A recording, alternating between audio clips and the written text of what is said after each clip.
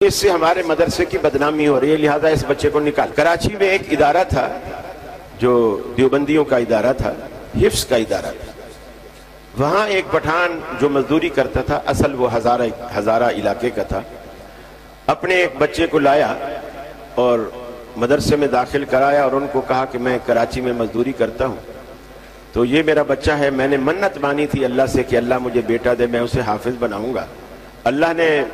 میری منت تو پوری کر دی، بیٹا دے دیا، اب میری طرف سے جو یہ شرط پوری کرنا باقی ہے کہ میں اسے حافظ بناؤں گا، تو آپ مدرسے میں اسے رکھیں۔ بڑا مشہور معروف مدرسہ تھا، 3 سال تک بچہ وہاں پڑھا۔ 3 سال میں اس نے صرف اماں کا پارہ، جسے آپ 30واں پارہ کہتے ہیں، وہ اس نے یاد کیا، اور اس میں بھی چھوٹی سورت سنو بڑی سورت سنو، ہر سورت میں بہت غلطیاں ہوتی تھیں۔ 3 سال بعد استاذوں نے میٹنگ کی اور مشورہ کیا انتظامیہ کے ساتھ بھی کہ اس بچے کی وجہ سے ہمارا مدرسہ بدنام ہو رہا ہے، چونکہ ہر سال جو بھی ممتحن آتا ہے وہ دیکھتا ہے کہ یہ بچہ جب بھی پچھلے سال بھی 30ویں پارے میں تھا، اب بھی 30ویں پارے میں ہے، اور سننے بیٹھتا ہے تو غلطیاں اتنی آتی ہیں، تو اس سے ہمارے مدرسے کی بدنامی ہو رہی ہے، لہذا اس بچے کو نکال۔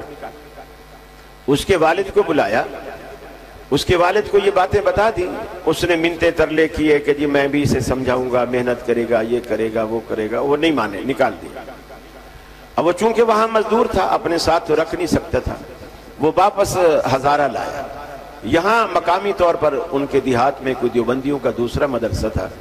اس میں اس نے آ کر اس بچے کو داخل کرایا۔ وہاں بھی بچہ 3 سال پڑھا،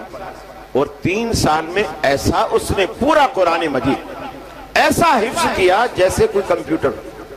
بچے کو یوں بھی سنتے جیسے ایک ہوتا ہے نا، ہم پڑھ رہے ہیں الحمدللہ رب العالمین الرحمن الرحیم مالک، آگے کی ایک یہ ہے غیر المغضوب علیہم ولا الضالین سے، اس سے پچھلی آیت کون سی ہے، اس سے پچھلی آیت کون سی ہے، اس سے پچھلی، یہ بتانا تھوڑا حافظ کے لیے بھی مشکل ہوتا ہے۔ پھر وہ جس قرآن مجید پر پڑھا تھا، حفظ کیا تھا، اگر وہ قرآن مجید بندہ اپنے سامنے رکھ کر اس کو پوچھتا یہ آیت ہے قرآن کے کس صفحے پر ہے، وہ اپنے اس قرآن کا صفحہ بھی بتاتا تھا کہ یہ آیت اس صفحے پر ہے۔ وہ پٹھان اپنے بچے کو لایا 3 سال بعد، جب وہ بچہ کامیاب ہو گیا، کراچی میں اسی مدرسے میں جنہوں نے کہا تھا تیرا بچہ ڈل ہے اور یہ پڑھ نہیں سکتا، ہمارے مدرسے کی بدنامی کا باعث ہے، اسے نکال دیتا۔ ان کو بولا جی یہ میرا بیٹا ہے، وہی جس کو آپ نے نکالا تھا، اس کو قرآن مجید جہاں سے چاہو آپ سنیں۔ حافظ استاد بیٹھ گئے، اور استادوں کو پتہ ہوتا ہے متشابہات والے مقامات کون کون سے ہیں، تو وہ بڑے بڑے ماہر بیٹھ گئے، اور کوئی یوصیکم اللہ فی اولادکم سے پوچھ رہا ہے، کوئی آخر میں، کوئی بیچ میں، کوئی شروع میں، کہاں کہاں سے مختلف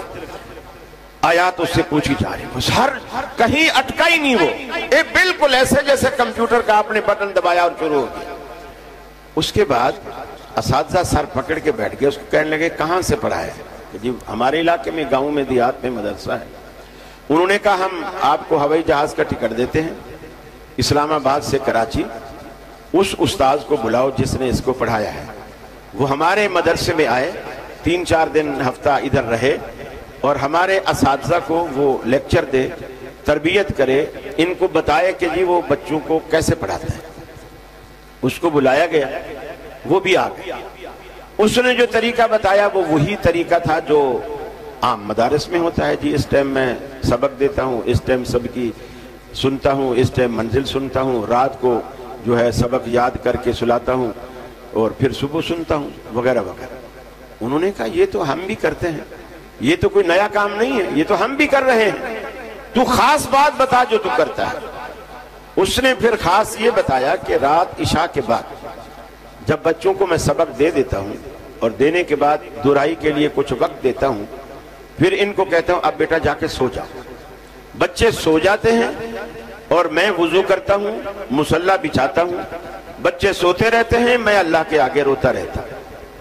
میں اللہ سے دعائیں کرتا ہوں یا اللہ میرے بس میں اتنا تھا کہ میں بس ان کو پڑھا سکتا تھا، ان کے دماغ میں، ان کے دل میں اس کو بٹھانا، اس کو اتارنا یہ میرا کام نہیں ہے، یہ تیرا کام۔ صبح جب بچے اٹھتے ہیں،